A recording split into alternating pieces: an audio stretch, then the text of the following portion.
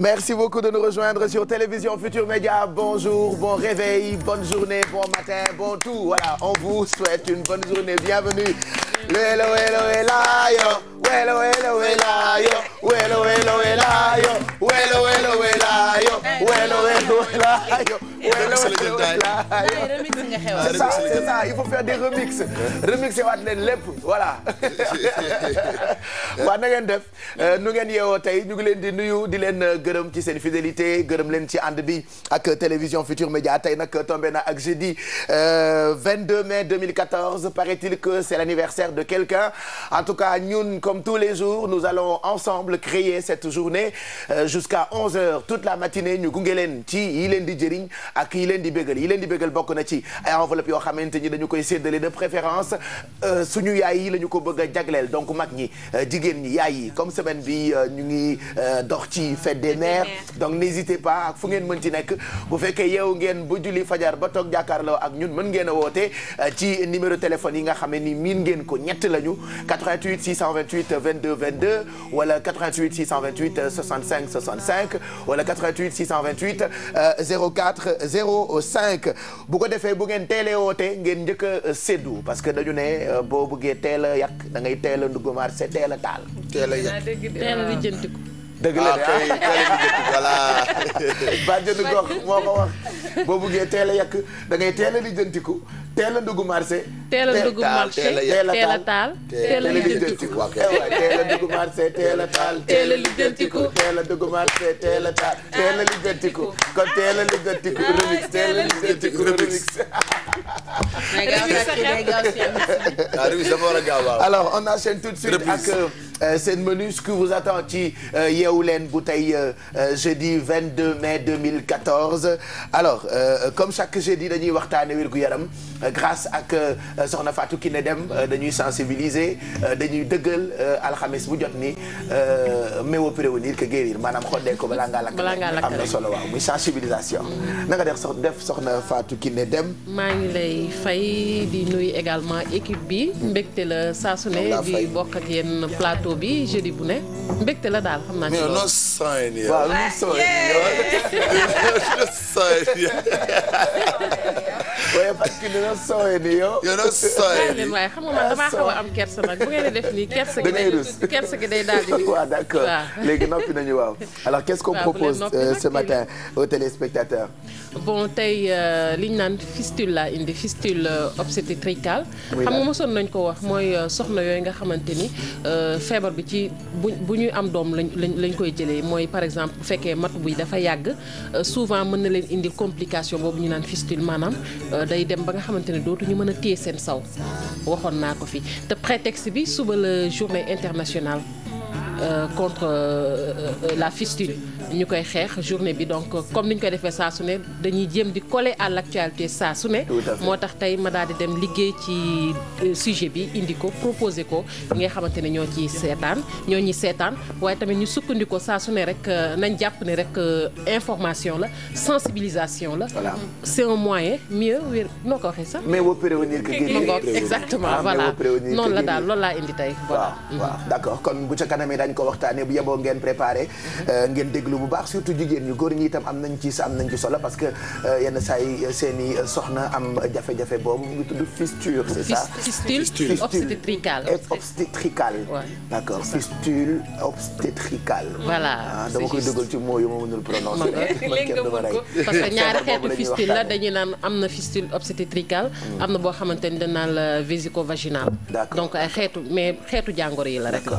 d'accord souvent c'est des maladies très compliquées. très compliqué te li ci am sax mooy seeni borom kër dañ leen di mujj di daw donc vraiment je crois que c'est quand même duñu téye saw waaw duñu téye saw ñu leen di rejeter di leen daw souvent abandonné et beaucoup de divorces yoo xam ne ci issue donc voilà li ci kanam daa rawe liggéey donc information ak sensibilisation lay doon bu ca kanamee grâce ak soxna Fatou Kiné Deme ci Yeewu Leen bi comme chaque jeudi wérgu yaram alors boo xëyee grâce ak Mado daf ñuy jox ay trucs ak ay astuces yoo xamante ni daf ñuy permettre ñu assurer assurer suñu bien-être n'est-ce pas. exact Pape Cheikh maa ngi leen di nuyu mbokku téléspectateurs yi waaw comme ni nga ko waxee rek on va revenir ci suñu fameux solution bi nga xamante ne daal moom mooy lijjanti put tey nag bu jàllulee ci bu ne ma bàyyi ngeer ak lépp wuti yu léeg-léeg dafa am yu dëgër bopp dama am technique boo xamante ni damay jël nu mu tudd jinjeer laay def tey yow da nga radical de ak a baax bon bu ñu defar ba pare waaw mais yow na ça existe am na ay thé yoo xamante ne c'est à base de gingembre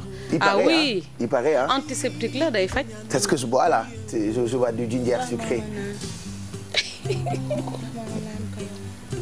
c'est très léger et boo ko wanee ak tàngaay beeg cafka jinjeer bi da ngay tu sens que sa gorge bi mi ngi décongestionné wu exactement voilà donc ça aussi ça fait partie des trucs et astuces kon yéen ñiy seetaan benn trucs et astuces bu bees bu leen Pape Cheikh je l'ai appris grâce à toi da leen di utiliser aussi yow yaa ma ko jàngal donc bu ca kanamee ay trucs ak ay astuces yu baax ci gorge donne-moi moo jinjeer saf kaan jinjeer baaxul ci xale waaw mën na ñaan trop ci xale ana xale ak jinjeer maa ngi xaar ba nga laalati jinjeer bi rek what's happened ba nga laalati jinjeer bi rek. It's hot in here. Alors Bijou tey dans ton monde comme d'habitude beaucoup de folie. Beaucoup de folie dans le web Pape Cheikh c'est incroyable surtout pour jeudi yi nga xam ne c'est la journée des insolites ak buzz du web mooy affaire yi def buzz ak lépp li nga xamante ne day bizarre ci internet bi ci buzz bi on va parler de Kanye West et puis benn xale boo xamante ne muusam moo ko sauvé de quoi vous verrez ça tout à l'heure ci image yi sàcc bi gën a dëgër fit ci monde bi tamit di ngeen ko gis sàcc nit ba pare ñëw di histoire ak moom à suivre. kooku dafa réew. non kooku dafa dof. loolu ci dof la bokk.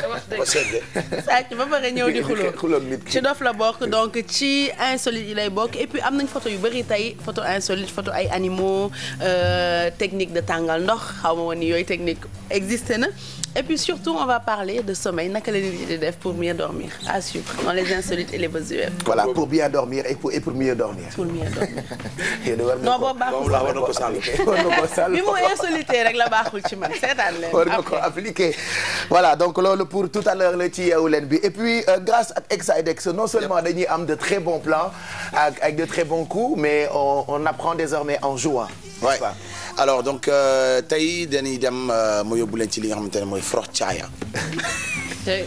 frox caaya nag waaw frox caaya frox caaya neex bool wax kay frox caaya neex bool ndax xam nga frox caaya bu ñu koy wax naar yi moom lañ ko gën a xamee mais Sénégal yi léegi nag dañ ci dugg dafa frox caaya mais Sénégalais yi kay ñu ngi ci lépp quand je vois maintenant Pël Fuuta yi léegi dañuy jaay café Touba sama mbokk yi que léegi def lépp dañuy war di ko jaay sama mbokk yaa ngi jaay café Touba di léegi dafa xaalis nekk léegi gars yi ñu wuti ko léegi gars y a plus de diwo ko doon def wala diwo ko doon def donc du coup pour wane exactement ne Sénégal yi tamit vraiment tooguñu seen kër wala toog dinaa ataaya rek comme bu njëkk ba d'ailleurs sax naan caay moo xew yi man géej naa ko gis donc gars yi léegi au contraire seen place yu ñuy toog la ñuy jënd seen ataaya teg foofu di liggéey di naan seen caay voilà donc tey moom la leen andil mais aussi bien sûr dinañ jàngale aussi xool ba xam on va tester les comment on dit la connaissance voilà exactement voilà c'est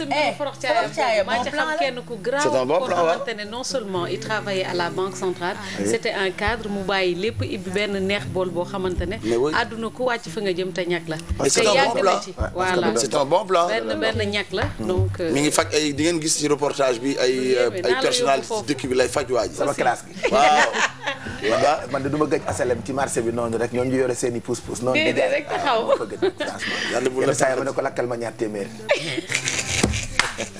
lakkal ma 1000 lakkal ma 1000 ñun dañuy def di lu ngeen foog waaw ñun tam dañuy def comme ñëpp nous sommes des êtres humains dañuy def da ngay def yow ex da ngay def damay def Fatou Kiné da ngay def Mado da ngay def man tamit damay def donc ñëppay def non def yi ñëpp di def quoi dem ay frox caaya léeg-léeg dem ci bant souvent luñ la foogul voilà dañuy def y a 2 mois Tangana laa demoon. y a 2 mois Tangana. Tangana dafa ñaari tali dama joué benn concert ba pare wàcc traversé dugg ci Tangana bi. c'est pas cher. mais du tout 500 francs laa. gis nga boo demee Grand Yoff am na benn maire boo xamante ni xam naa ñi ñëw ci maire boobu war nañ ma fa xàmmee souvent dafa doon jëndi boolu tufe téeméer. palaatu tufe téeméer. wala boo bëggee tufe bu am ànd ak macaroni ñu jaayee la ko 750. sa biir fees del nga jël sa poto ndox. boo naanee dem yóbbu ci taxi yi tëddi. non c'est des trucs que les gens font. Oui. Après maintenant il faut juste prendre la peine de vérifier li ngay lekk. Il faut que nga wóolu hygiène bi am na solo. Voilà mais bon écoute am na ñoo xamante ni c'est juste des envies qui leur vient comme ça de dem lekk Tangana dem lekk Dibi dem lekk Forox Caaya y en a qui ont même les moyens de se taper ay lekk yu gën a set sax yooyu mais bon dañuy dem di ko lekk souvent da ngay am envie lekk pain tongool par exemple. wala fataaya. c'est des envies qui viennent da ngay am envie akara envie fataaya après nga dem jëndi ko donc yooyu yëpp bu ñu neexee ñu def ko quoi. ak nopp pël. mooy nopp pël waaw bañ a coppati coppati ak bañ a nopp pël. bañ a dugub waaw bañ a këmax waaw. ah gani. yow doo sooy yow nga ni bañ a këmax bañ a këmax neex na de et puis internautes itam yéen mën ngeen a réagir en permanence ci page officielle Facebook bu Yeewu Leen. Celle qui s'occupe de ça c'est notre Zeyna nationale. Bonjour Zeyna. ta guerrière. Elle est où Zeyna? suis là. bëgg defaru rek. waaw dama doon defaruwaat ah. dama doon xaar Léa def kii titre ba pare. ok bon tey xam nga yow la ñu am envie njëkk a gis que Léa. gis nga tu as vu ah. ñëw naa tey gis nga ah. heureusement ba soloon naa samay dàll. heureusement alors. sinon Pape Cheikh nuyu naa la nuyu toute la team. hello fay nañ la. téléspectateurs yi ak surtout samay xarit internautes yi. et comme on est dans la semaine de la fête des mères. dañuy continuer ci loolu rek. ak les idées cadeaux. voilà démb c'était les idées cadeaux su leen neexee aussi tey mën nañ joxe seeni idées cadeaux mais surtout képp koo xamante ne da nga bëgg souhaiter une bonne fête à ta maman. tu peux nous envoyer un message sur la page Facebook de Yeewu Leen commenter leen li ñu jot a publier. Et puis dinañ ñëwaat tout à l'heure avec les messages des internautes. À tout à l'heure la team. On a pas envie de te parler. À tout à l'heure Zeyna, on te retrouve pour les réactions des internautes ci Yeewu Leen bi dans quelques minutes. Donc réagissez ci page officielle Yeewu Leen bi Facebook. C'est ça, on enchaîne tout de suite avec cette rubrique Job en attendant de retrouver la rédaction pour le grand journal. Sinon vous rappelez que tout à l'heure on parlera d'un sport qui s'appelle Krav Maga. Krav Maga. Voilà. Krav Maga, c'est plutôt un sport de rue avec il est très technique, très complexe. Donc dont Booba le fameux rappeur donc La Fouine. Donc Krav Maga bi nga dégg noonu.